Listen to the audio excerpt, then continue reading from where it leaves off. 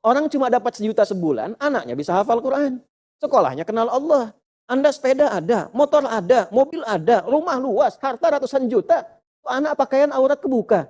Kenal Allah tidak. Ngaji aja belum bisa. Terus berapa lagi harta yang Anda butuhkan untuk ditambah? Dikunci sama Allah sedikit supaya ingat.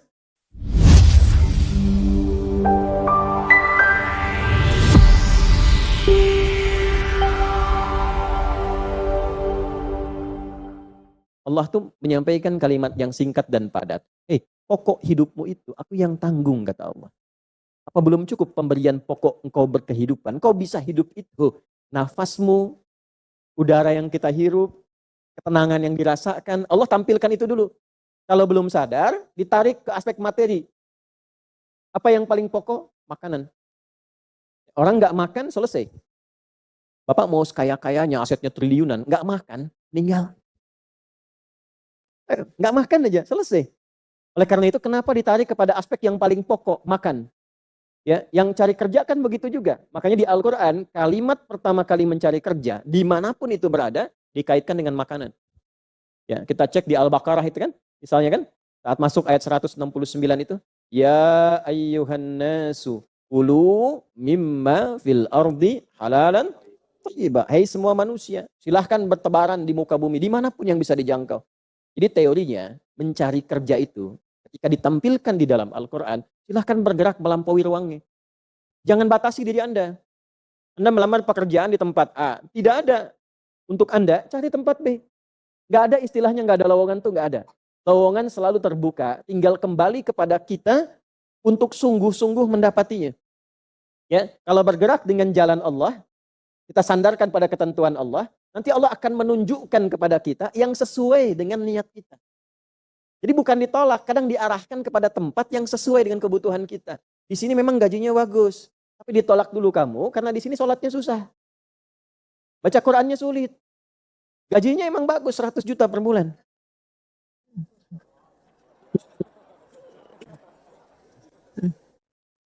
Tapi peluang selingkuhnya ada. Ya, peluang maksiatnya banyak. Sholat bisa tertinggal. Diarahkan dulu ke tempat lain, terbuka untuk Anda, 1 juta. Sholatnya enak, baca Qurannya enak. Coba kalau dalam suasana itu pilih mana? Udah, jangan pikirkan ketiga, saya nggak ada. Nggak ada pilihan ketiga. Ini untuk ngetes iman aja. Ya, ada satu pekerjaan, gaji 100 juta sebulan, nggak bisa sholat, peluang maksiat terbuka. Ada gaji 1 juta per bulan, sholat enak, baca Quran enak, kerja nyaman. Pilih mana? Yang 100 juta atau 1 juta? Ya, 1 juta, alhamdulillah. Ya, ibu tuh gitu kalau ibu-ibu. Saya tanya 1 kalimat, jawabannya 1 buku tuh. Ya, kalau bisa ada yang 100 juta bisa sholat, Pak Ustaz. Jadi gini, ini rumusnya ya. Ini jarang diketahui nih, tapi insya Allah kalau paham ini, insya Allah senang menikmati. Tapi jaga ya, ini rahasia di antara kita aja nih. Ini dalam fikih rizki itu ada 3 hal yang pokok. 1, rizki itu akan diberikan. Rumusnya ya, akan diberikan saat ikhtiar kita keluar. Apapun jenisnya. Sudah jelas itu. Ya. Itu ada di Quran surah ke-51. Sudah? Di ayat 22. Wa fis samaa'i rizqukum wa ma tu'adun. Dan di langit telah ditetapkan kadar rizkimu. Dan dijanjikan oleh Allah pasti diberikan. Nah, kapan itu diberikan? Ketika ikhtiar kita keluar. Jadi yang laki-laki, yang ikhwan ini, contoh ini, kita sudah siap saja untuk keluar, baru bawa map melangkah untuk menjemput rezeki Allah, ya, itu sudah ditetapkan keluar. Cuma sampainya kapan kita terima, nanti ada aturan lagi yang mengikat. Ya, sesuai dengan kadar niat nanti. Niatnya apa nih? Apakah mencari rezeki untuk kebutuhan dunia saja? Apakah mencari rezeki untuk mendapatkan ridha Allah? Ya kan? Niatnya bisa berbeda.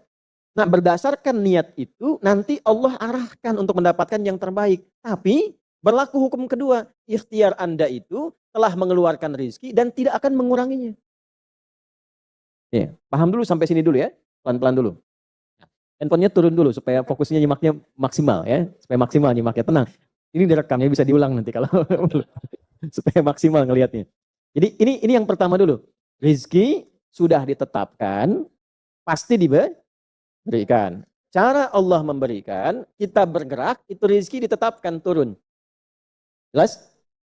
Nah, diterimanya oleh kita, nanti kembali berdasarkan ikhtiar kita dan niat kita untuk mendapatinya. Innamal a'malu bin, itu dalil hadisnya. Jelas ya? Sampai sini dulu. Yang kedua, rizki tidak akan tertukar dan berkurang. Karena kadarnya sudah pas. Ya, tepat, pas. Tidak ada yang berkurang. Dan tidak akan tertukar. Kalau Anda yang berikhtiar, tidak mungkin datangnya ke teman Anda. Mustahil. Kalau kita yang berikhtiar, tidak mungkin kepada saingan kita. Itu mustahil. Ya, kan ada persaingan dalam bisnis kadang-kadang kan. Kalau Anda yang ikhtiar, tidak mungkin ikhtiar Anda hasilnya diberikan kepada lawan bisnis Anda. Itu mustahil. Pasti jatuhnya ke Anda juga. Tidak akan ke yang lain. Kecuali dalam satu bab. Bab rumah tangga.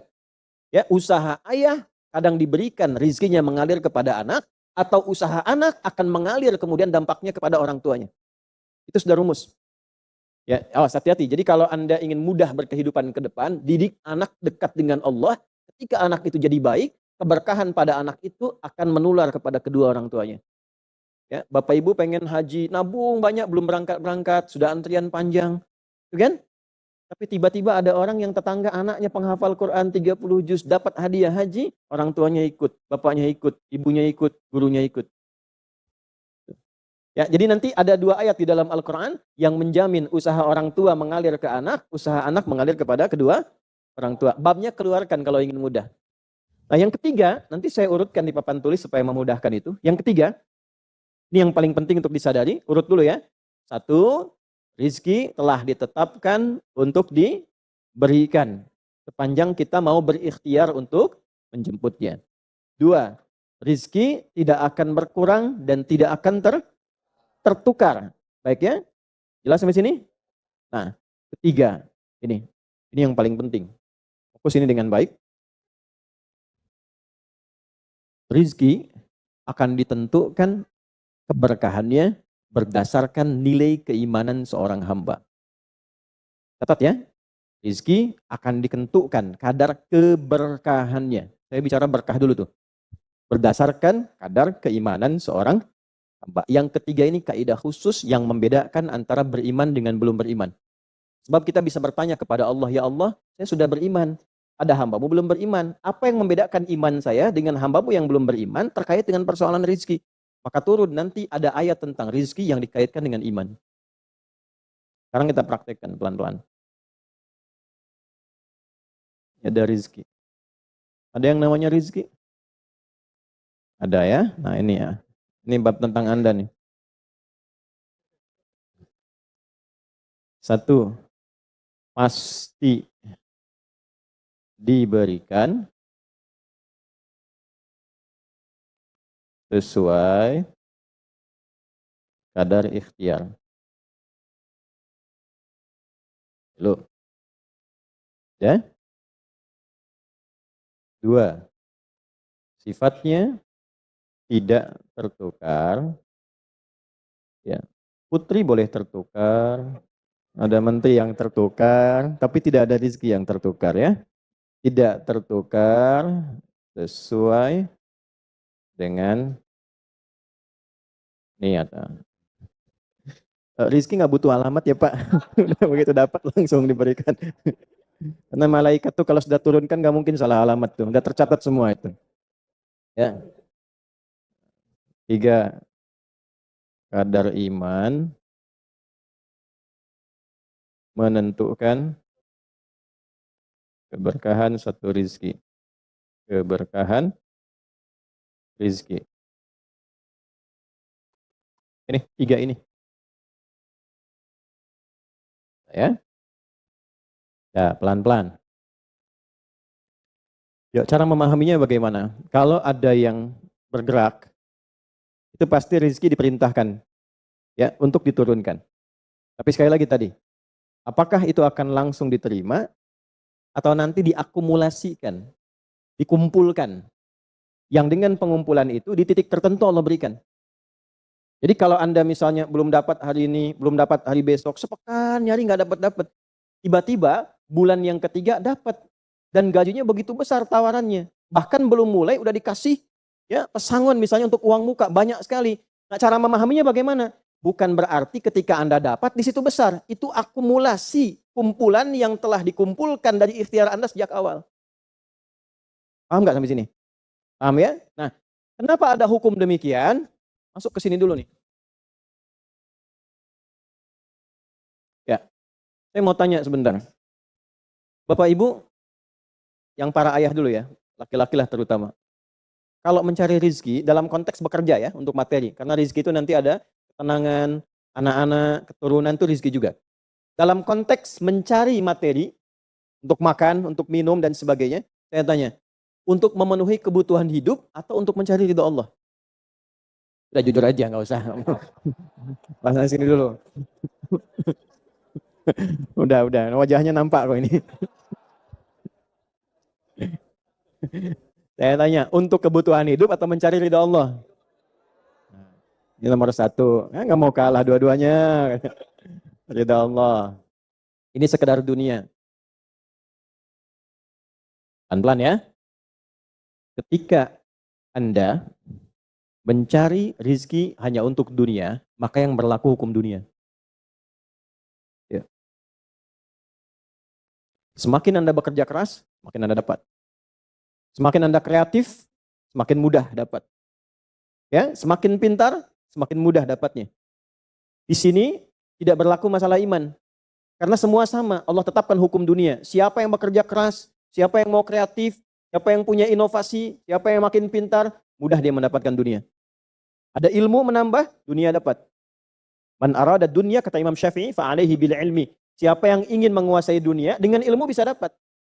Ini. Ada ilmu kreativitas, ada serius, sungguh-sungguh. Kerja yang serius, sungguh-sungguh. Kan? Di Tiongkok itu, kalau datang ke satu tempat, ketukin tiap pintu, nawarin barang. Ya, barang ditawarin, 1, 2, 3, 4, saking seriusnya. Orang mengerjakan apa, dia cari yang lain. Pernah dulu ada orang, bukan muslim, ke Saudi, mampir ke Jeddah, hanya untuk lihat jemaah haji itu beli apa. Setelah itu dia pulang ke Tiongkok, ke Cina, ya, musim berikutnya itu made in China. Semua buatan Cina tuh, yang tasbih Cina, yang sajadah Cina, dan harganya jauh di atas harga-harga standar. Itu tuh. Jadi kalau misalnya orang serius, sungguh-sungguh kreatif, inovasinya ada, bisa buat sesuatu yang orang lain nggak buat, dia bisa sukses. Hukum dunia. Gitu. Tapi semua apa yang didapatkan pun untuk memenuhi kebutuhan dunia saja. Nafsu ada di situ, persaingan ada di situ, ya, popularitas ada di situ. Makanya orang-orang yang kerjanya orientasi dunia, itu pada umumnya, maaf ya, pada umumnya, apa yang didapatkan hanya untuk memenuhi kebutuhan nafsunya saja. Selesai sampai sini. Nafsu itu kan gak berhenti. Makanya perlombaannya berapa banyak. Ayo siapa yang duluan dapat 10 triliun, siapa yang duluan dapat 20 triliun, dunia. Dan gak akan berhenti, begitu dapat pengen nambah lagi, dapat pengen nambah lagi. Walaupun yang dipakai mungkin tidak sampai ke situ. Sekarang saya tanya Anda ya, mengumpulkan sesuatu yang tidak Anda gunakan, bermanfaat tidak? Ya. Ibu misalnya mengumpulkan kayu bakar banyak sampai seruangan masjid ini, Bu. Ya. Tapi yang ibu pakai sehari cuma 1. Ya, dikumpulin 1, 2, penuh, tapi yang dipakai 1. Tapi nggak pernah puas melihat pengen lagi, sampai 10 masjid kayu dikumpulkan. Yang dipakai cuma 1. Kira-kira perbuatan semacam ini bermanfaat tidak? Nah, jika ada orang yang banyak bekerja, hanya membutuhkan sesuatu untuk memenuhi keinginannya saja, ketahuilah Anda terjebak dalam kehidupan duniawi. Mohon maaf sebesar-besarnya ya. Jadi kalau bekerjanya hanya untuk tambah tabungan lagi, cek saldo, bandingkan dengan teman-teman, tapi dari apa yang dikumpulkan tidak membuat Anda lebih baik. Ya, yang paling bahaya tuh gini, pas sakit carinya obat generik. Padahal kayaknya minta ampun gitu. Ya, yang itu menunjukkan bahwa ada sifat dunia yang menguasai. Pada diri pribadi pun bersifat masih kikir. Nah ini ya, ini yang berbahaya ini. Ya, kalau bekerjanya nggak ada masalah, serius dapat nggak ada masalah. Cuma yang dapat ini mengeluarkannya seperti apa? Kalau hanya mengumpulkan, hanya pamer, hanya untuk update. Dia mau menyampaikan dengan pamernya, pakai hukum dunia, nggak bisa disalahkan dalam konteks dunia. Walaupun secara moral, dalam hukum agama, ini tidak dibenarkan. Jelas nggak sampai sini? Ya, sekarang saya tanya, ada nggak orang misalnya OKB misalnya, orang kaya baru gitu. Nah, baru kaya langsung pasang status, ada yang begitu? Ya, dapat mobil baru pasang status, ada yang begitu? Nah, ini biasanya semakin banyak dilakukan terjebak dengan hukum dunia. Tugas kita mendoakan, bukan mencela. Oh, pasti si itu tuh, bukan ya. Jangan seperti itu. Ya, tugas kita mendoakan kembali dan sehingga dengan doa itu mudah-mudahan sampai kepada jiwanya untuk bisa berubah. Sehingga diarahkan pada yang lebih baik. Tapi maksud saya begini, kalau ada di antara yang ngaji itu terperdaya dengan sistem seperti ini, dia bekerja, tambah lagi, tapi penambahan itu tidak membuat kehidupannya lebih baik dan bermanfaat, dia terjebak dalam kehidupan dunia. Pada akhirnya, berlaku hukum akhir dunia. Hukum akhirnya? Fana. Dunia itu kan punya dua arti, satu cepat, yang kedua rusak. Cepat, nggak terasa, kayaknya baru kemarin kita ngaji ya, sekarang ketemu lagi. Cepat tuh. Ya ketemu teman, kayaknya baru kemarin main sama-sama. Ternyata sekarang udah punya cucu 4 gitu. Saya itu dunia. Itu hukum dunia, cepat. Ya, cepat. Yang kedua rusak. Semua dunia itu akan fana, rusak, sifatnya hilang, habis. Kalau bukan kita meninggalkan dunia, dunia yang meninggalkan kita duluan. Ini saya sering katakan, ini ada gelas nih, penampung air. Airnya habis, didiamkan saja, jangan diapa-apakan. Ini kotor, rusak sendiri. Anda punya handphone, elektronik, simpan aja, nanti rusak sendiri. Sifat semua dunia itu rusak. Ya, di sepanjang kita berada di dunia, tubuh pun gak abadi. Yang ganteng-ganteng akan hilang dengan sendirinya gantengnya. Makanya ibu kalau cari suami ganteng nanti rugi tuh. Ya. Baik, sama, istri juga demikian, yang perempuan demikian. Semua selama di dunia hukum berlaku. Nah, harta juga begitu. Saat dikumpulkan banyak yang dihitung ini, kalau tidak sadar dengan ini poinnya. Kalau tidak sadar dengan ketentuan hidup yang benar, pasti penyesalannya di akhir. Karena semua yang dikumpulkan itu pada akhirnya akan selesai hilang. Minimal manusia yang meninggalkan apa yang dikumpulkan dari dunia ini. Terkumpul 100 triliun. Hartanya kumpul, manusianya kan meninggal juga. Ya kan? Selesai ya? Ya pertanyaannya, selama hidup yang kemakan berapa dari sini? Nah ini yang kemudian dikoreksi oleh agama. Dituntun oleh Islam. Tidak salah. Kalau bisa jangan 100 triliun, nanggung 1000 triliun, 2000 triliun, 3000 triliun. Kayak Abdurrahman bin Auf tuh, sampai 14.000 triliun. Kalau dihitung dengan kurs sekarang.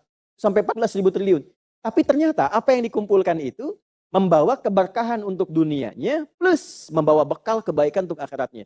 1 dari 10 orang yang dijamin masuk surga tanpa hisab adalah orang paling kaya yang pernah hidup di muka bumi ini. Salah satunya Abdurrahman bin Auf. Hartanya kurang lebih sampai 14.000 triliun. Tapi bisa menggunakannya. Dunianya sejahtera, akhiratnya terjamin. Jelas sampai sini? Ya, nah maka yang paling menentukan itu ini satu niat, yang kedua di sini aspek keberkahan. Dicarinya pakai iman.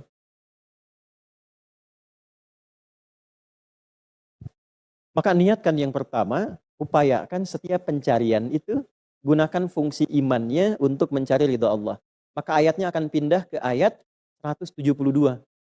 Ya ayyuhalladzina amanu kulu min thayyibati ma razaqnakum. Hei orang-orang yang beriman, pakai imanmu untuk mencari kebutuhan hidupmu. Nanti aku siapkan, kata Allah, yang sesuai dengan kadar imanmu. Karena itulah kadang kelihatannya begini. Kelihatannya mohon maaf ya Bu, Pak, gak dapat lagi. Padahal sudah tahajud malamnya. Udah puasa, udah baca Quran, lamar gak dapat lagi. Ini gak dapat lagi. Bukan karena ini Anda gak bisa dapat, bukan. Karena belum cocok dengan iman Anda. Ini belum thayyib. Belum thayyib. Belum ada baiknya. Mungkin ada bagian dari usaha itu yang kurang cocok untuk iman.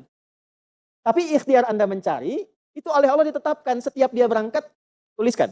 Siap turunkan, siap turunkan. Cuma kapan diturunkan? Nah, itu kadang-kadang ada latihan untuk menguatkan keimanan kita. Sampai kita melewati semua perjalanan pencarian rezeki itu, baru diturunkan.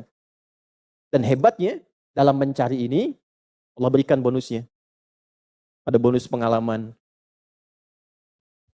Pernah sakit, pernah capek, pernah naik ini, pernah naik itu. Tanpa sadar, itu yang menempa dirinya menjadi sosok yang lebih kuat, lebih baik. Yang ketika rezekinya diberikan seutuhnya, dia sudah bisa menggunakan rezeki ini sesuai dengan pengalaman sebelumnya. Yang mahal tuh ini.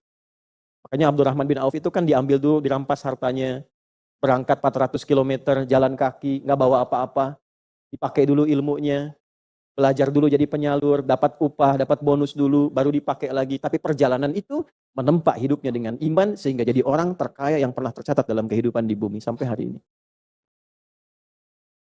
Jadi kalau satu kali Anda melamar kemudian ditolak pekerjaan, jangan langsung simpulkan tidak diberi.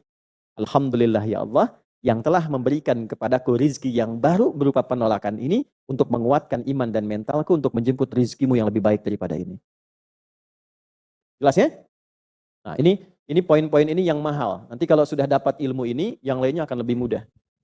Jadi jangan disimpulkan, ya Allah aku sudah ngaji, aku sudah tahajud, kurang apa lagi, sampai hari ini aku belum dapat. Nah itu sesuatu yang tidak tepat untuk keluar, tapi juga bisa dipahami karena boleh jadi belum mendapatkan pencerahan sesuai dengan bab rizkinya. Nah pada akhirnya dikembalikan, kalau sudah dapat itu ditanya balik oleh Allah, itu mau dipakai apa? Oh pada akhirnya aku yang cukupkan. Ya, falyanzuril insanu ila ta'ami. Yang pertama kebutuhan makan kita pastikan dengan baik. Allah yang kasih, masa digunakannya untuk mencari yang tidak baik? Jelas? Baik, kemudian diteruskan ayatnya, saya agak cepat. Anna sababnal ma'a sabba, thumma syaqaqnal arda fa'ambatna fiha habba. 1, wa inabau. 2, wa zaituna wa hadaiqa wa fakihatan. 5, mata'an lakum wa li'an'amikum. Stop sampai sini dulu. Nanti kita lanjutkan kepada inti bahasan bagian akhirnya. Yang tadi mukaddimah ya, sekarang kita baru mulai itu. Enggak, ini kan tadi saya mau ingatkan dulu apa yang kita gali kemarin. Khawatirnya begini.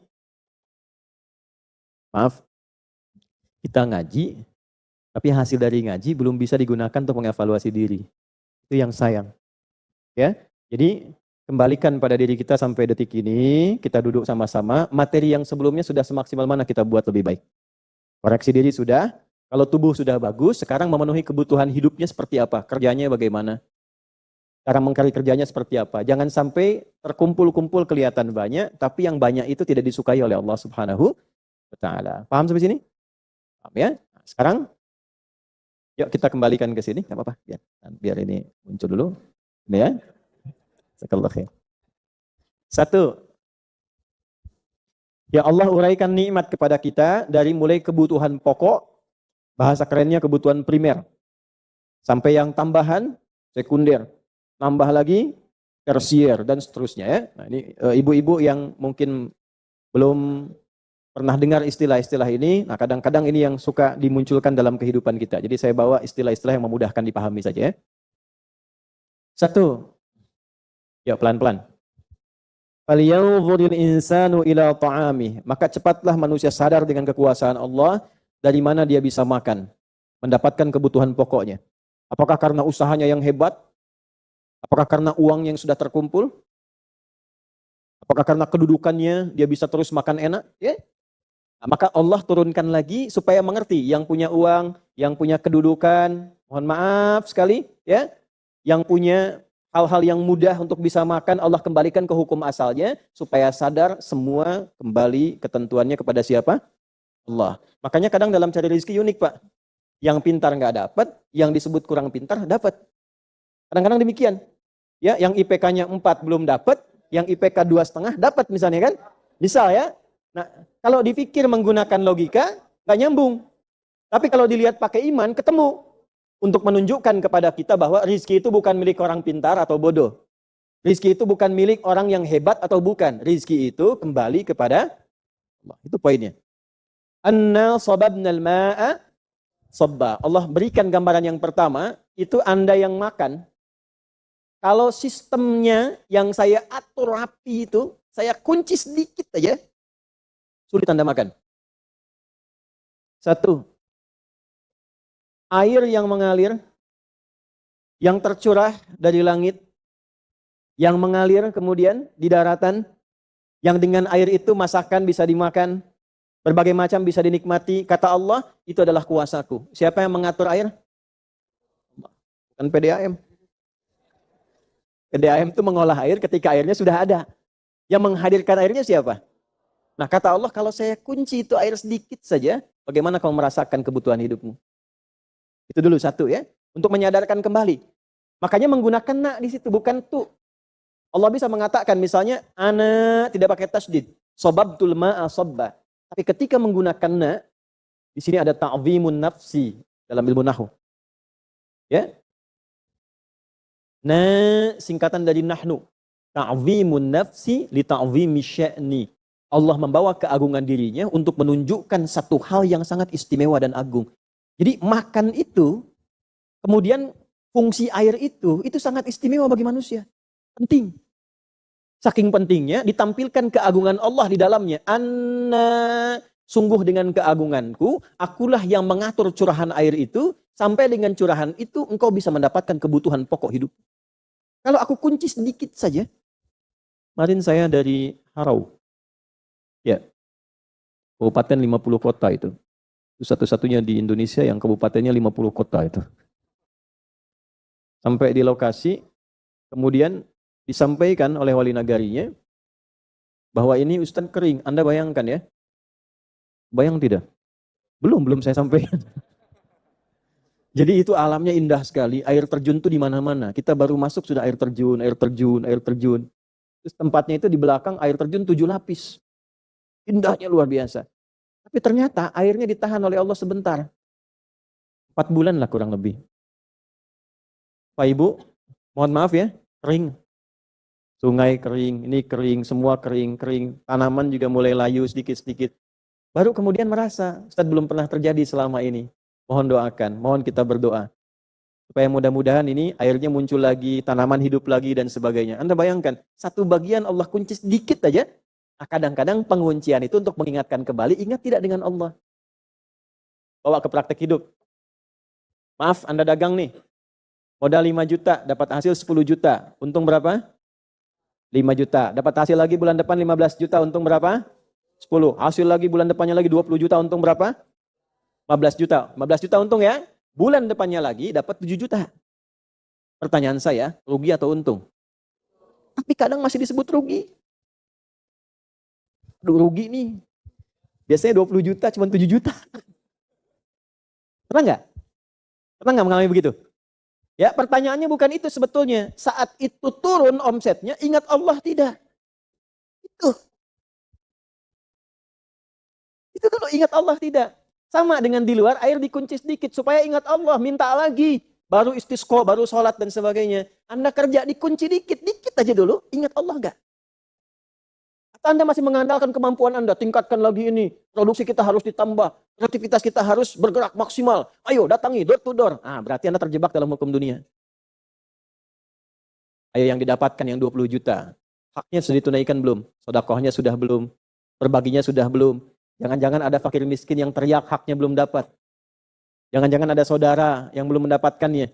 Jangan-jangan ada anak yang disekolahkan di tempat yang tidak kenal Allah. Supaya dikoreksi lagi. Orang cuma dapat 1 juta sebulan, anaknya bisa hafal Quran. Sekolahnya kenal Allah. Anda sepeda ada, motor ada, mobil ada, rumah luas, harta ratusan juta. Anak pakaian aurat kebuka. Kenal Allah tidak. Ngaji aja belum bisa.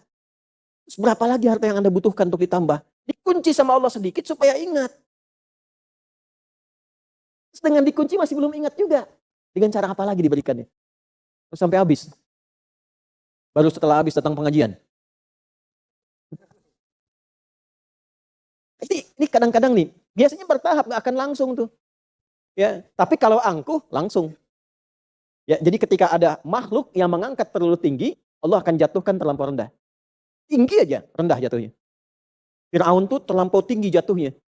Ya, maaf, sombongnya terlampau tinggi, ngaku Tuhan, ana rabbukumul a'la. Dijatuhkan oleh Allah karena di bumi tempatnya kurang rendah, ke laut langsung. Tenggelam. Sehingga orang mengatakan Tuhan tenggelam katanya. Tuhan kok tenggelam? Ya kan? Ini hukum nih. Ya, Anda punya kedudukan, punya jabatan, komentar misalnya, apa saja. Ya, komentar yang menunjukkan Anda tinggi, orang lain rendah. Itu nggak akan tunggu lama. Seketika selesai. Habis. Bisa kehormatan, bisa hartanya habis, bisa macam-macam dan sebagainya. Jelas di sini? Ini bagian pertama ya. Jadi, anna sababnal ma'a sabba. Ini contoh. Dengan keagunganku, aku yang mengatur curahan air itu untuk mengalir dengan melimpah. Kalau aku kunci, selesai. Nah, bagaimana cara membaca ini? Pakai ilmu balaghah. Dengan sistem majas. Praktekkan dalam hidup, jangan hanya dipahami air saja. Makanya ada ilmunya untuk baca Quran itu. Tafsir itu ada ilmunya, minimal 5. Ada berapa? 5. Ada matnul loghah, 1. Ada nahu, 2. Ada sharaf, 3. Ada ma'ani, 4. Ada bayan, 5. Ke-6, nanti ada tambahan badi'. Ke-7 ada arud. Ke-4 ada adab. Ke-8 ada adab. Kalau mau ditambahkan. Yang 5 ini kalau kita pakai, ini kan contoh. Praktekkan dalam hidup. Coba rizki kalau dikunci. Sehat kalau dikunci. Sehat rizki bukan? Nah, saat sehat dipakai enggak? Sholat jamaah enggak? Baca Quran enggak? Coba dibanding baca Quran dengan cerita gosip, lebih banyak mana lisan digunakan? Lebih banyak yang kotornya kan? Nah, coba bandingkan lagi. Kalau lisan itu mulutnya sudah Allah kunci dikit aja, sakit gigi dikit aja.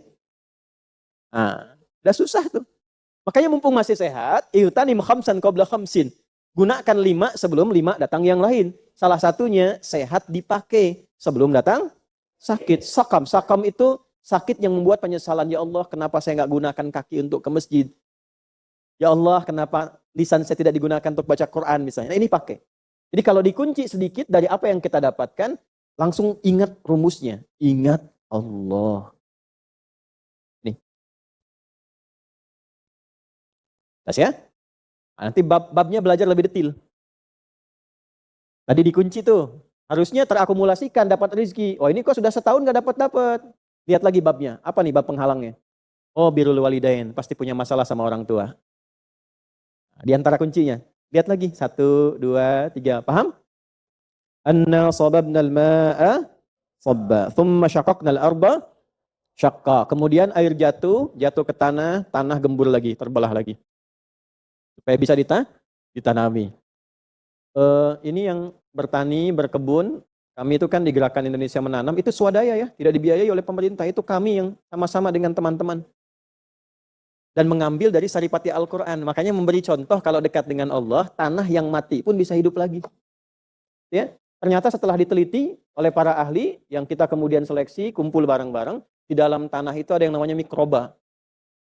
Mikroba itu hewan kecil yang tugasnya menggemburkan tanah lagi. Dan dia aktif. Ketika ada hujan terbuka aktif lagi. Dengan kuasa Allah itu bisa terbuka kembali. Ya ada yang nanam padi, nanam singkong, nanam macam-macam. Kadang-kadang mau nanam padi dibajak dulu kan ya. Dan seterusnya. Nah, kita diajarkan oleh Allah. Kenapa kadang yang ini hujan deras, yang ini rintik-rintik, yang ini kecil. Hujan deras Allah atur. Yang ini deras karena ada tanaman yang mungkin butuh lebih banyak air. Ada tanah yang harus gembur lagi. Tapi intinya adalah yang membuka peluang rizki dari tanah pun siapa? Jadi yang punya peluang rizki itu bukan karena manusianya, bukan perusahaannya, bukan karena andanya. Yang punya siapa? Maka cara paling singkat, dekati, bangun akses yang kuat dengan Allah supaya peluangnya terbuka. Ini contoh kecilnya seperti tanah. Contoh besarnya apa? Kalau ingin membuka peluang rizki dalam apapun kehidupan, pakai cara cepat. Anda hukum dunia aja sekarang ada ordal katanya tuh. Orang dalam, ya. Apa kesimpulannya? Supaya dapat akses kan? Ya kan? Sekarang kalau Anda punya akses yang lebih baik, lebih bagus, lebih mulia, kenapa tidak kita gunakan? Yang punya rezeki Allah, yang punya ilmu Allah, yang punya kekayaan siapa? Kenapa kita tidak bangun kedekatan dengan Allah sehingga akses kita bisa lebih mudah? Paham di sini? Ya? Nah, membangun akses kepada Allah dengan modal iman itu, aksesnya disebut takwa namanya. Apa namanya? Takwa. Saya keluarkan sini ya. Takwa. Jadi iman ini cahayanya, modalnya, modal dasarnya. Takwa ini jembatannya. Bangun aksesnya. Nanti diturunkan dari takwa, dipancarkan. Apa yang disebut dengan ibadah. Kan begini, saya punya modal iman, ingin mendekati Allah pakai jembatan takwa. Bagaimana cara memfungsikan takwa, menggunakan takwa? Nah, bentuknya ibadah.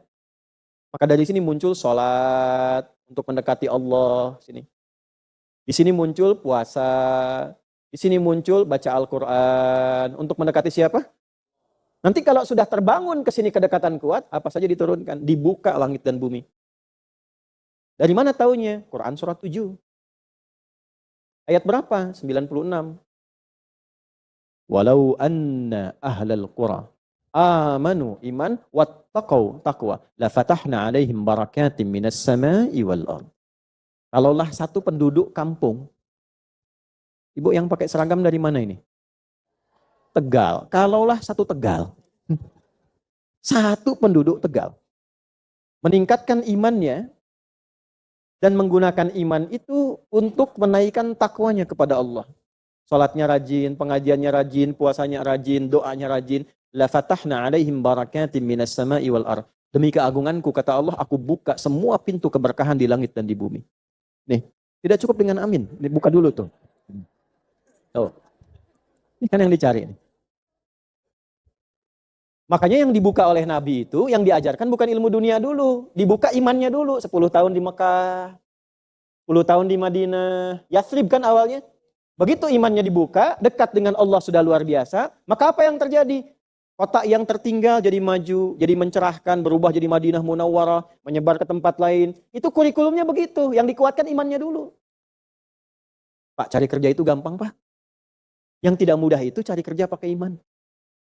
Kalau cuma cari uang, Pak, modalnya gampang. Di depan aja nggak pakai apa-apa. Ayo, Pak, kanan, kiri, masuk kanan, kiri. 2.000. Makasih, Pak. Kan? 5.000. Makasih, Om. Ya. Kemarin dia bilang Bapak, sekarang Om. Kalau cuma untuk dapat uang, mudah. Tapi cari pakai iman itu mesti latihan. Makanya kalau dilatih sehari belum dapat, setelah kita menguatkan iman, alhamdulillah. Hari kedua lagi, hari ketiga lagi, sampai kita merasa iman kita kuat, dan merasakan kedekatan dengan Allah, sehingga mengatakan saya punya Allah nih. Hari ini saya nggak dapat, alhamdulillah nggak apa-apa. Yang penting Allah masih membersamai saya. Kalau sudah rasa itu ada, Pak, min haitsu la yahtasib, nggak nyari, datang sendiri. Ibu nggak percaya silahkan. Di semua bab kehidupan. Jadi aktivitas kita itu sampai ke tingkat tertingginya, sampai kita merasakan punya Allah itu dulu. Ibu kalau punya masalah di rumah tangga, tapi masih merasa punya Allah, itu ringan. Insya Allah, pasti Allah berikan solusi, pasti berakhir. Ya. Fa'ambatna fiha habba. Maka dari air yang tercurah ini, tanah yang sudah terbuka, muncullah biji-bijian. Ini biji-bijian ini tanaman pokok, padi, kan? Jagung. Maksudnya asal dari makanan apa? Pokok. Ini yang pokok-pokok. Ya. Beras, jadi nasi, itu kan? Ibu apa makanan pokoknya? Beras, sama kayak ayam beras. Ya. Nasi, cuma asalnya dari beras. Beras itu masuknya habba. Ambatna fiha habba. Baik, beras itu bisa tumbuh nggak kalau nggak ada air? Tidak, karena padi itu tumbuhan air. Sekarang airnya dari mana? Allah kunci sedikit air. Ibu, kalau air ada sudah kumpul, diatur oleh petani, itu airnya sudah ada. Kalau airnya nggak ada, bisa nggak tumbuh berasnya? Padinya bisa tumbuh. Jadi yang punya air siapa? Berarti kalau kita makan nasi dari beras itu, di situ kemudian maaf, ada airnya sebelumnya mengalir, yang ngasih Allah, yang numbuhkan padinya Allah, sampai kita makan. Berarti yang kita makan dari siapa sumbernya? Sekarang saya tanya ibu, bapak, nih Mas, kalau saya kasih 50.000, apa yang disampaikan? Gini, biar gampang nih saya contohkan.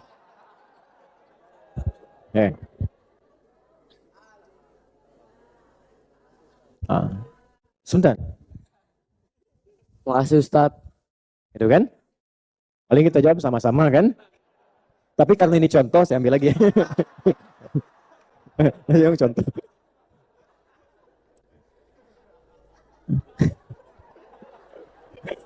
Udah.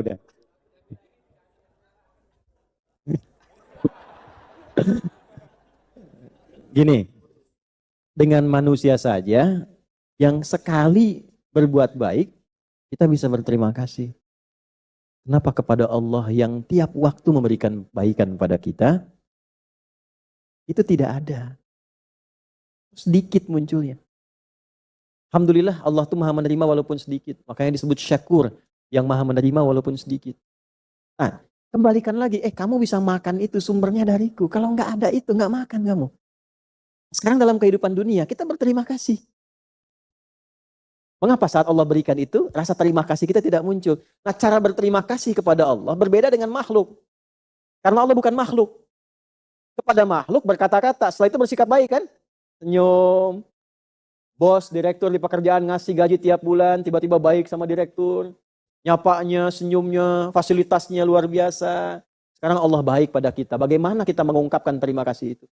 La in syakartum, itu indahnya Allah begitu. Begitu kita berterima kasih malah ditambah. Ini kan tidak. Terima kasih cuma sama-sama. Ada nggak orang? Terima kasih. Terima kasih. Terima kasih. Nggak ada kan ya? Allah beda. Begitu kita berterima kasih ditambah. Semakin berterima kasih ditambah. Gitu. Kadang baru ngasih udah pengen diambil lagi. Manusia kan? Manusia. Nah, cara berterima kasihnya bagaimana? Kembali ke rumus ini lagi. Ini. Pakai imannya, meningkatkan takwa, ibadahnya tambah lagi. Jadi kalau orang soleh dulu dapat tambahan, orang dapat tambah ilmu, ngajinya lebih rajin. Imam Syafi'i itu waktu ilmunya bertambah, sehari hatam Quran. Sehari itu. Tambah lagi, hatam lagi, tambah lagi, hatam lagi. Ramadan 2 kali dalam sehari. Siang sekali, malam sekali. Orang sekarang baru dapat ngaji Quran dulu, setelah itu Qurannya hilang. Nah ini yang kita kembalikan rumusnya. Nanti semakin meningkat takwanya, level rizkinya pindah. Dari yang biasa nyari, datang sendiri. Wa may yattaqillaha yaj'al lahu wa yarzuqhu min haitsu. Itu ayatnya jangan cuma dihafal. Anda tidak akan merasa nikmat untuk mendapatkan pembuktian ayat itu kalau hanya dengan menghafal. Amalkan ayat itu baru terasa kenikmatannya. Setelah itu rasakan bedanya, bedakan rasanya, pasti akan terasa bedanya itu. Pasang status tuh. Ini pakai dulu ini. Kerjanya pakai takwa, belajarnya pakai takwa. Belajar pakai takwa tuh jangan nyontek. Pakai, Allah sudah kasih ilmu pada diri kita itu. Kembangkan ilmunya. Yang mahasiswa-mahasiswa nih. Allah ciptakan kita dengan pintar. Potensi di sini ada. Pakai itu. Kalau itu keluar, takwanya muncul, itu jadi orang hebat di kemudian hari. Ya, nggak cukup dengan amin tuh. Butuh ini tuh. Ini ke kelas saja sudah titip absen kan? Nah, gimana mau pintar? Nanti ke kantor juga begitu. Begitu kerja dipakai lagi rumusnya. Ini nggak akan bisa kita mendapatkan apa yang kita harapkan itu. Balik ke sini. Jelas di sini? Jadi ini kembalikan. Dari sekian yang kita kemudian dapatkan, berapa yang meningkatkan takwanya? Sehingga perbandingannya begini. Takwa sama dengan rizki. Semakin meningkat takwanya, meningkat rizkinya. Gitu ya? Semakin turun takwanya, menurun kualitas, bukan kuantitas. Bukan jumlahnya, tapi keberkahannya. Karena takwa berbicara tentang keberkahan. Walau anna ahlal qura amanu wattaqau lafatahna alaihim barakat. Apa cirinya berkah itu? Bertambah nilai kebaikan dan manfaatnya. Baik plus manfaat. Uang banyak, tapi banyaknya uang tidak membuat baik. Nah itu berarti ada yang hilang keberkahannya. Uang banyak, bajunya bagus. Harganya satu dari atas sampai ke bawah, misalnya 1 miliar pakai baju. Misal. Dunia itu biasa aja bu. Biasa aja dunia itu. Orang nyebut triliunan. Dulu sahabat itu disebut harta sebanyak apapun biasa aja. Gak ada tuh, wah Masya Allah. Ya, biasa saja gitu. Dunia itu biasa. Yang dikhawatirkan Nabi itu umatnya yang kaya, yang tidak bisa mengelola kekayaannya dengan baik. Ya, sekarang pakai pakaian 1 miliar dari atas sampai ke bawah. Tapi yang dipakai itu, maaf, tidak ada unsur keberkahan. Aurat terbuka. Setelah itu pamer muncul. Ya, pakaian nggak bisa dipakai sholat. Untuk apa? Mobil bagus, harganya 8 miliar. Tapi belum pernah dipakai ke masjid. Buat dipanasin aja, puncak bolak-balik gitu, udah simpan lagi di garasi. Kerjaan. Anda beli sesuatu yang nggak Anda pakai. Yang menikmati siapa? Ya, beli mobil cuma buat disimpan di garasi. Ntar dipanasin, balik lagi, panasin, balik lagi. Dipakai enggak? Berarti kan nggak ada kegunaannya. Jelas gak?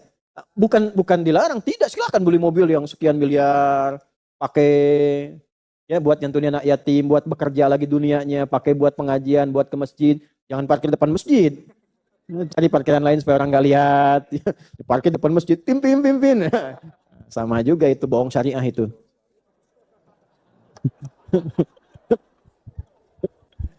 Menggunakan syariat untuk bohong. Itu maksudnya, jangan dipotong nih. Nah ini ya, jadi setiap kita, akhirnya apa? Setiap makan ingat Allah, itu puncaknya. Setiap makan ingat siapa? Ada kiai kita, itu orang soleh sekali. Tapi saya nggak akan sebutkan namanya. Itu setiap kali mau makan, beliau menggunakan pakaian yang bagus. Minimal pakaian yang rapih menutup auratnya. Minimal. Setiap mau makan. Padahal makannya sederhana. Walaupun nggak mewah, makan. Muridnya tanya, guru, saya amati kenapa setiap mau makan, penampilan Anda itu begitu rapi, baik, bagus. Apa jawab beliau? Saya malu kalau menggunakan pakaian yang kurang bagus untuk mendapatkan rizki dari Allah. Karena ketika saya makan ini seakan saya mendapatkan hadiah dari Allah. Jadi malu disaksikan Allah menerima hadiah menggunakan pakaian yang tak layak. Makanannya biasa, tapi beliau menggunakan pakaian yang baik. Jadi menerima makanan itu saat mau makan, merasakan nih Allah sedang ngasih nih, sedang diperhatikan Allah. Saya malu dilihat Allah, mendapat hadiah dari Allah, dilihat Allah menggunakan pakaian yang tidak Allah sukai. Ya, bukan dilarang pakai kaos, nggak apa-apa. Ya, cuma sampai sedalam itu gitu, rasanya itu. Nah, punya nggak rasa sampai ke situ tuh? Nah, coba berlatih tuh. Jadi ketika menerima sesuatu itu yang terasa itu kenikmatan punya Allah. Kalau sudah sampai situ itu terima kasih semua tuh. Nggak ada mengeluhkan masalah nikmat tuh nggak ada. Alhamdulillah ya Allah, terima kasih. Ya, ada makanan sedikit, alhamdulillah ya Allah, terima kasih. Saya masih punya Allah. Yang mahal tuh itu. Ini udah dapat banyak, belum ingat. Menu udah banyak, Masya Allah, masih belum ingat. Butuh berapa lagi? Makanya Nabi kan ngajarkannya sederhana. Idza quddimat ta'amu, jika makanan sudah dihidangkan, khudh biyaminika ma yalik, ambil dengan tangan kananmu yang paling dekat denganmu, tsumma sammillah, au qala bismillah, au qul bismillahirrahmanirrahim. Lalu bacakan nama Allah, bismillahirrahmanirrahim. Semua yang baca bismillah ketika makan dan minum, pertanyaannya, apakah saat makan minum ingat Allah? Nah, nanti level ingatnya ada dua. Ada dua. Pelan-pelan ya. Level ingat secara fikih sehingga tidak menyentuh makanan kecuali yang dikehendaki Allah. Dan kalimat bismillah itu kalimat sakral. Ada nilai di dalamnya, nilai keagungan. Makanya nggak ada orang bismillah minum yang haram. Minum bir bismillahirrahmanirrahim misalnya. Nggak ada. Dan ketika orang bercanda menggunakan itu dikecam sama semesta. Semua akan marah. Disebut penistaan. Karena kalimat mewah, kalimat istimewa. Karena itu Anda makan, minum, berpakaian, menggunakan apapun dengan asma Allah, pasti memastikan membeli, menggunakan, memakan, meminum, memakai hal yang Allah sukai. Level 1 itu. Level 2-nya yang tertinggi, Bismillahirrahmanirrahim itu menghadirkan syukur pada diri kita. Terima kasih ya Allah, masih bisa minum. Terima kasih ya Allah, masih bisa makan. Terima kasih ya Allah, masih diberikan hadiah pakaian. Itu kalau sudah begitu, levelnya ditambah lagi sama Allah. Tapi nambahnya sesuai dengan kebutuhan imannya. Kalau imannya sudah bisa menggunakan harta, tambah lagi banyak. Jadi unlimited tuh. Unlimited, kalau sudah punya Allah tuh nggak terhitung. Kalau manusia masih terhitung. Orang paling kaya sekarang berapa hartanya? 5.000 triliun. 5.000 ya? Siapa namanya? Elon Musk. 5.000 triliun. Masih sedikit. Karena masih terhitung. Yang hebat itu yang tak terhitung. Makanya kalau punya Allah, nggak akan terhitung. Apa saya dibutuhkan gampang. Jelas? Kita berlatih tuh. Nah, biasakan dari makanan dulu, yang kecil-kecil, bersyukur, alhamdulillah, terima kasih. Makanya minum dengan basmalah ditutup dengan hamdalah. Ya, Ibu kenal Nabi Ibrahim, Bu? Ah, ya, Bu. Berapa usia Ibu ini ya? Ibu kenal Nabi Ibrahim.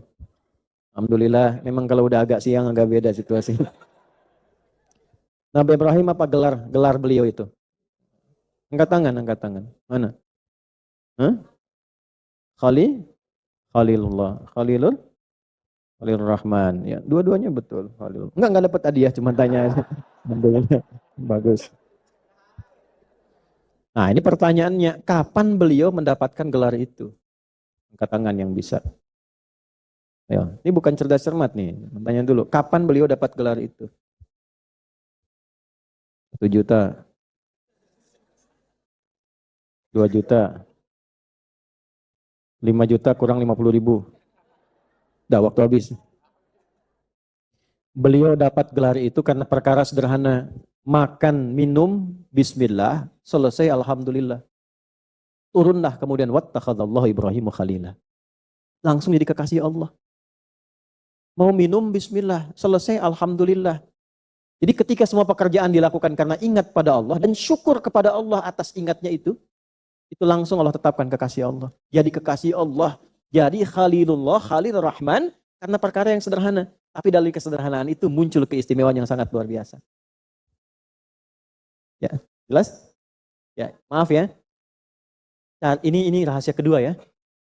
Cari amalan sederhana yang biasa, tapi yang orang belum banyak kerjakan dan niatkan karena Allah. Itu wasilahnya luar biasa.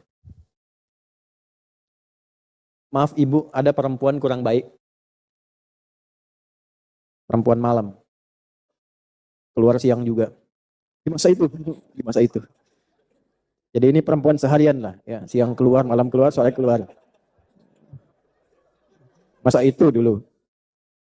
Bu, waktu jalan kecapean, lihat ada, maaf ya, ada anjing kehausan.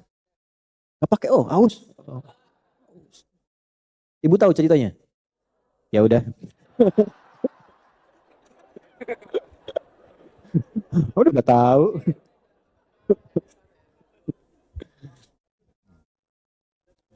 Lalu beliau putuskan untuk memberi minum kan? Ada riwayat menggunakan bagian alas kakinya, ada riwayat menggunakan satu benda di situ, kemudian ke satu sumur, kan perjuangan tuh ngambil air. Lalu diberikan air itu kepada hewan tadi, dan dengan pemberian air itu, dia niatkan setulus-tulusnya itu untuk memberi itu, maka anjing itu mendapatkan satu kenikmatan baru, kehidupan yang baru dengan izin Allah, dan kemudian singkatnya dia hilang rasa hausnya dan beraktivitas lagi. Apa yang terjadi? Ternyata amalan kecil itu yang tidak banyak dilakukan orang, itu yang menghantarkan dia mendapatkan rahmat Allah. Ada satu keterangan menyebutkan dengan amalan itu, Allah berkehendak menghapuskan kekurangan dia, dosa-dosa dia, bertobat dengan itu. Ada yang merinci, dia melihat anjing ini yang dihinakan manusia saja, yang terhina, yang disebut najis, yang segala rupa, ternyata ketika mendapatkan air dia bisa hidup lagi dengan kehidupan yang baru. Kenapa saya yang bukan hewan, walaupun berbuat yang kotor, yang salah di masa lalu, tidak berusaha mendapatkan kebaikan baru. Jadi dari air yang dia berikan, dia mendapatkan hidayah dari situ, berubah kemudian jadi orang baik, yang dengan kebaikan itulah rahmat Allah diturunkan kepadanya. Jadi Allah itu kadang ketika ingin memberikan seseorang kebaikan, tidak harus memberikan yang besar, kadang dari yang kecil-kecil. Jadi walaupun Anda mendapatkan pekerjaan dengan gaji yang kecil, tapi di situ ada kenikmatan untuk mendekati Allah, ambil aja dulu. Nikmati gitu. Tapi yang mahal itu apa? Rasa syukurnya, terima kasih ya Allah. Saya diberikan kesempatan untuk mendapatkan rezeki darimu. Nah itu yang mahal. Kalau sudah bisa mendapatkan nikmat itu, bisa mengolah harta dengan baik, baru yang banyak datang. Nah kadang dikasih banyak, gak bisa ngolah, celaka lagi. Jelas? Oke? Jadi kembali ke situ. Anna sababna al-ma'a sabba, thumma syaqaqna al-arda, fa'ambatna fiha habba. Ini habba, setiap makan makanan pokok, usahakan ingat Allah. Minimal, makan, bismillah, selesai makan. Nah, itu level 1. Level 2-nya, yang dibaca itu rasakan ada rasa di dalam jiwa. Sampai merasakan kenikmatan, beralhamdulillah itu merasakan nikmat betul, punya Tuhan Allah. Kalau sudah seperti itu, semua makanan nikmat. Ya, makan pakai garam aja nikmat, pakai ayam lebih nikmat, dan seterusnya ya. Ya telat ya. Wa inabau wa qadba, dan anggur. Qadba, apa itu qadba? Coba cari siapa yang tahu artinya qadba. Itu terjemahan ya, sayuran ya. Sayuran itu diterjemahkan sayuran. Gini, qadba itu asalnya tanaman merambat. Ya, tanaman merambat. Dulu di masa-masa kehidupan Nabi, itu ada orang membawa tanaman ini untuk pakan hewan. Pakan hewan. Ya. Nah, bagusnya pakan hewan ini, tanaman qadba ini, kalau dimakan oleh hewan-hewan ternak, Ya, sapi misalnya, kerbau misalnya, itu pertumbuhannya bagus, bikin gemuk, dagingnya enak. Kalau dimakan oleh hewan tunggangan, kuda dan semisalnya, itu kuda-kudanya bagus. Ya, ada yang menyebutkan asalnya dari Persia, dibawa ke wilayah Arab, kemudian berkembang di situ. Nah, ini yang diteruskan, dibawa oleh Barat, dikembangkan. Tariq bin Ziyad bawa sampai ke Andalusia, dikembangkan di Iberia, sekarang Spanyol, ada wilayah Portugal. Ya, dibawa lagi kemudian ke tempat-tempat lain. Makanya ada yang menyebut kuda-kuda Spanyol itu bagus-bagus dan sebagainya, dikembangkan. Sekarang Amerika yang kembangkan pohon ini, tumbuhan ini. Ya, ini bahasa Latinnya ada yang menyebut dengan alfalfa namanya. Alfalfa sekarang. Kalau Anda klik alfalfa itu ada semacam tumbuhan rambat. Itu khotbah. Ya, tapi ada yang mengartikan sayur mayur. Gini, kalau ibu, bapak makan tanpa sayur, makan beras aja, nasi aja, hidup nggak? Hidup. Tapi kalau pakai sayur lebih enak nggak? Nah, berarti tambahan kan? Yang tambahan pun berasal dari siapa? Allah. Jadi kalau kita ditambah pun Allah yang kasih juga. Pakaian itu kan pokoknya menutup aurat. Jadi kalau pakaian bagus, lebih bagus lagi, lebih mahal, itu bonus. Tapi yang kasih siapa? Allah juga. Yang punya pakaian sederhana bisa ngaji, sholat berjamaah, zikirnya lirih, bangun bisa tahajud. Anda yang dikasih lebih, yang lebih daripada itu, yang lebih mewah, lebih mahal, bangun malam nggak bisa. Sholat 5 waktu terlambat. Malu nggak tuh? Mau ditambah berapa lagi? Kedudukan masih biasa, udah bisa luar biasa. Mohon maaf nih teman-teman nih, ya, yang di TNI misalnya, yang di Polri dan sebagainya, ya. Nah, prajuritnya udah bisa sholat, sunnah, tahajud dan sebagainya. Yang bintang udah tambah kedudukan tinggi. Bintang itu kan ketuhanan yang Maha Esa tuh. Semakin banyak dekatnya dengan Allah. Evaluasi. Yang punya harta, yang punya ilmu. Makanya yang paling celaka, jamaah datang, ustadznya ngajar. Jamaahnya mencari akhirat, ustadznya cari dunia. Itu paling celaka. Celaka itu. Jamaahnya ingat Allah, ustadznya ingat dunia. Itu yang bahaya. Makanya ustadz juga doakan. Gak mudah jadi ustadz itu. Ya, punya ilmu tidak disampaikan, salah. Disampaikan tidak dikerjakan, salah. Dan berlaku seumur hidup, tidak bisa pensiun. Belum dengar ada ustadz pensiun. Kiai pensiun, mantan kiai. Karena pilihannya udah akhirat. Kalau pilih jadi kiai, jadi yang ulama, itu proyek akhirat. Nggak usah mikirin dunia. Dunianya datang sendiri, Allah yang siapkan. Kalau masih cari dunia, berarti belum ustadz betulan. Belum kiai betulan. Ya. Pilihan jadi kiai itu pilihan akhirat. Apalagi warasatul anbiya itu pilihan akhirat. Nanti Allah sudah siapkan sendiri dunianya. Kalau masih Anda mencari dengan agama itu mencari dunia, belum jadi kiai betulan. Paham nggak? Itu rumus sama, semua sama hukumnya. Jadi kalau semakin ditambah semakin nggak ingat pada yang nambah, ya ini kan cuma kebutuhan tambahan. Iya, sayur kebutuhan tambahan. Tapi dengan tambahan itu, nikmat kehidupan. Kenal nggak sama yang nambah? Bawa, jangan cuma sayur, bawa dalam kehidupan kita. Di pakaian makin bagus, handphone tuh. Masih pakai 3315 kan, biasa. Sekarang sudah layar begini. Ya. Tuh, coba berapa di status yang ingat pada Allah? Waktu update status tuh, berapa hadis yang diupdate? Ayat yang diupdate? Jangan-jangan yang diupdate cuma makanan, minuman, barang-barang, dan sebagainya. Imannya diupdate nggak? Ya, nah, diingatkan kembali. Wa inaba wa qadba, jadi baik yang pokok, baik yang buah-buahan, ada anggur. Anggur kan cuma contoh di situ. Yang lain-lain juga sama. Tapi kan saya nggak makan anggur, Ustaz. Jadi boleh dong ya tidak menyebut nama Allah. Mana teh kumaha? Contoh ya. Ya disebutkan sebagian mewakili ke seluruh. Nah, sinekdok pas prototo namanya. Kemudian wa zaituna wa nakhla. Zaitun, tadi kan anggur. Anggur mau jadi makanan, enak. Tapi kalau zaitun bisa jadi minyak. Ada obat lagi. Yang jadi minyak pun dari Allah juga. Dari bijinya, dari minyaknya, dari macam-macamnya. Nakhla kurma, satu tumbuhan utuh. Dari mulai batangnya sampai ke atasnya bisa difungsikan. Kalau di Arab kurma, di kita punya kelapa. Dari tunas sampai ujungnya ada manfaatnya. Siapa yang menyiapkan untuk kita? Allah. Ya, teruskan. Wahadaiqa gulba wa fakihatau, sampai kebun-kebun yang luas, sampai punya kebun, sampai bebuahan, sampai kemudian apa abba di situ? Rumputan. Ini ada dua maknanya. Ada makna umum, Anda lihat rumput, Allah yang tumbuhkan. Ada kebun-kebun indah, ke Sumatera, ke Sulawesi, kebun, oh Masya Allah hutan sampai jadi hutan bagus. Sampai ke Papua bagus-bagus, itu punya siapa? Allah. Ya teman-teman di Papua tuh Masya Allah tetangga tanam mangga begitu tumbuh datang yang lain. Ya kakak ini mangga punya Tuhan kah? Wah kan ya, betul punya Tuhan ya. Ada yang merawat, saling mencintai, berbagi, menyayangi semua. Kalau sudah pakai ain rahmah itu ya cara pandang dengan rahmat saling mencintai. Oh ya betul kakak ini punya Tuhan, ayo kita nikmati sama-sama.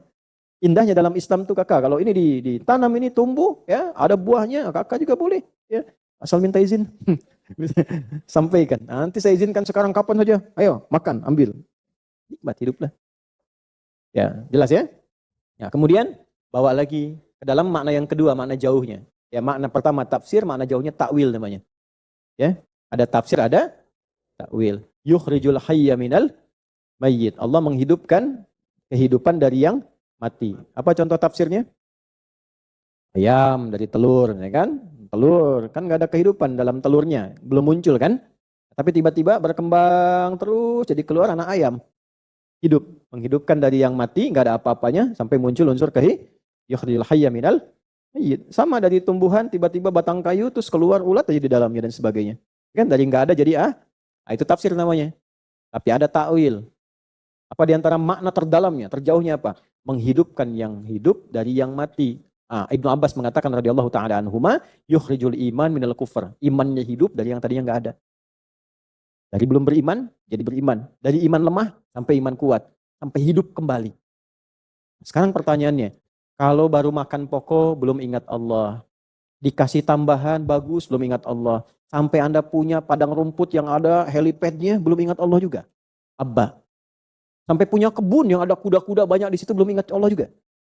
Kalau masih dikasih makanan pokok belum ingat Allah, kasih buah-buahan satu belum ingat Allah. Kalau fakihah sudah banyak buahnya, apelnya ada, jeruknya ada, anggurnya ada, kebunnya punya, abba, rumputan padangnya untuk hewan-hewan ternaknya ada, belum ingat Allah juga, perlu dikasih apa lagi?